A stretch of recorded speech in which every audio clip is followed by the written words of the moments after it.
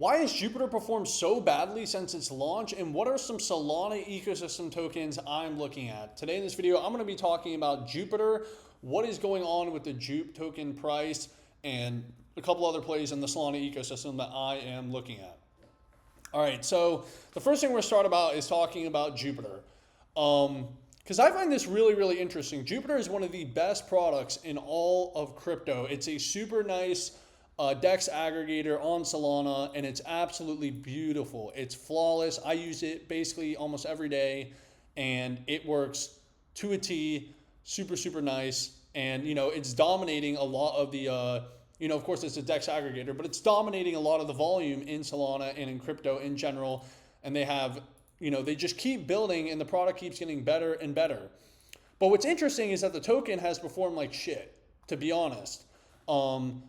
Of course, the product doesn't always, reflect the token. I say this a lot, and I've said it on, multiple occasions, that there's two products normally when it comes to a crypto team. You have the actual product, in this case would be the Jupiter Exchange, this, and then you have the token, ticker Jupe, which is right here. And they're two separate things, and they don't correlate with each other.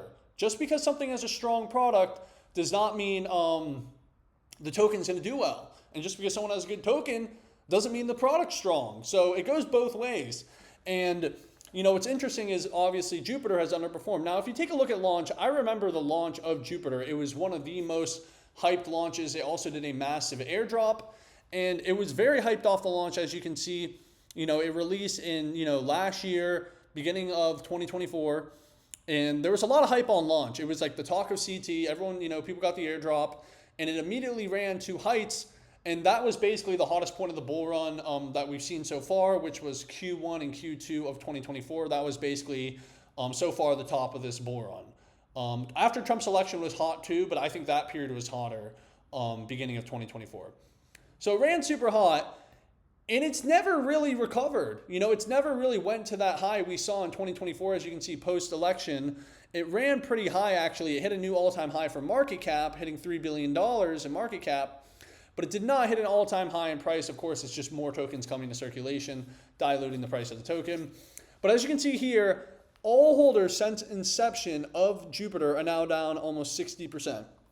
And it's kind of interesting because when I look at a team, and currently it's ranked 61, it has a market cap of $1 billion, which is still big.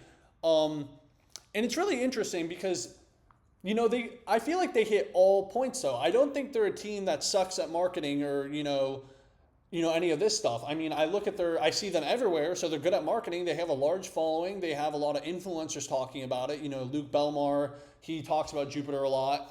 He's probably paid by them, which is a good paid shill. He has a lot of pull. And, so they have KOLs talking about this token, like not just once, but, religiously. They have a very strong product, one of the best products in crypto that generates them a ton of revenue. They have a real business. But for some reason, their token's just not able to perform. Now, there's been a lot of FUD around the Jupiter product itself and the founder. I don't think that FUD's really mattered. I've dealt with FUD before in projects I've dealt with, and it literally doesn't matter. It's just more attention, ultimately, which should be bullish for the token. But I think one of the things people didn't like about the Jupiter team is that they gave massive salaries to the employees in Jupe token. Basically, there was a DAO proposal in the Jupiter DAO that showed off the salaries they were going to give out or potentially trying to give out, and they were large amounts and people weren't happy, etc. But I really think the reason the Jupiter token hasn't performed that well is because the brand is not that, attractive. I don't think, Jupiter's cool and everything. It's a cool brand. It's amazing product. But when it comes to the token itself, it doesn't have that fun element to it. And I think, honestly, the fun element or the cult element is very important. I feel like you kind of need to have two directions for your token. It needs to either have a cult, or it needs to be kind of fun, or it needs to be both, all right? So you need to build a community and a strong following around the token, and then you also kind of needed to make it fun. And I kind of feel like ticker Jupe is just not that interesting. Just as simple as that, like ticker JUP. It's just not that interesting. It's kind of a retarded take to think, but I think genuinely the brand is kind of, I feel like if it was maybe called something else, it could actually, be, obviously I don't think it's a bad brand, but ultimately, when it comes to token price, normally good brands for tokens helps, the price performance because people just want to bid a cool ticker or something. But although I have those thoughts about Jupiter. I still think it's one of the best plays right now. I mean, it's literally arguably the best product in crypto, and it's down. Its token price is down on the all-time high. So, maybe, I do believe all-time highs will be seen for Jupiter again. I just don't think there's a, scenario where that doesn't happen. Maybe, we'll see where this market goes. The next one's Fart Coin. So this coin, I didn't really honestly, I've seen people talk about it, but it's been making a lot of waves lately. The fact that it's recovered so well, if you take a look at how good it's done in the past month, it's up almost 200% in the past month, and it's a large cap, almost at $1 billion.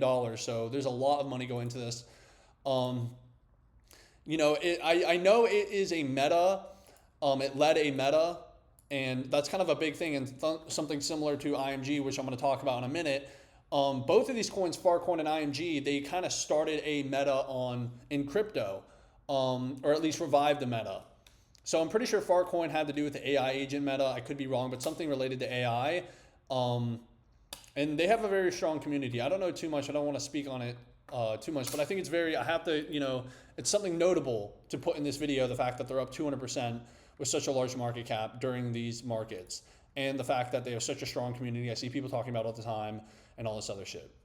And the last project I want to talk about is IMG. Of course, if you follow me, I've been talking about this. It's a small cap, and obviously there's a lot of risk involved with that. But I think when the market does come back, this thing's going to pop. It's another token that's performed very well during this downtrend. As you can see, during the downtrend, it got smashed like every other token. But, in late March, early April, it pumped. It made it out, and now it's been holding a floor in this range between 10 mil to about 5 mil or so. It's basically been sitting in that range for the past month or so, or past couple weeks. And I think this thing is going to absolutely explode. The reason why is it has an insane community. The community is absolutely nuts. It's, in my opinion, one of the biggest communities in Solana by far, and probably one of the biggest communities in crypto. And it's basically the safe moon of Solana, and the safe moon I think will be of this cycle if this cycle returns. We recently saw a bunch of Ponzi tokens come out from a bunch of change, and it was because of IMG. Of course, if you've been in crypto for a long time, we've seen Ponzi like tokens like SafeMoon. If you were here last cycle, SafeMoon ran multiple billions of dollars, and it was a rewards Ponzi token. IMG was the first token to do this on Solana, and do it in a way that was effective and rewards users. So it led a meta, and it was the first mover in a meta, and because of that, it has a very, very strong community, and it doesn't want to ever die. I mean, yeah.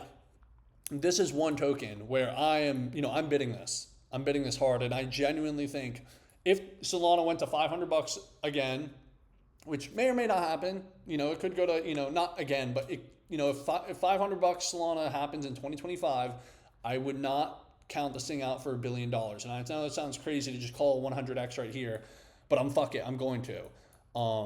I'm saying this thing does 100x from here. Solana goes to like $400, $500, honestly. Which, if the bull run really does come back, I do think is a possible scenario. But once again, we're still in these market conditions where we have no fucking clue what's going on and all that stuff. But I kind of just want to give my thoughts on the Solana ecosystem right now.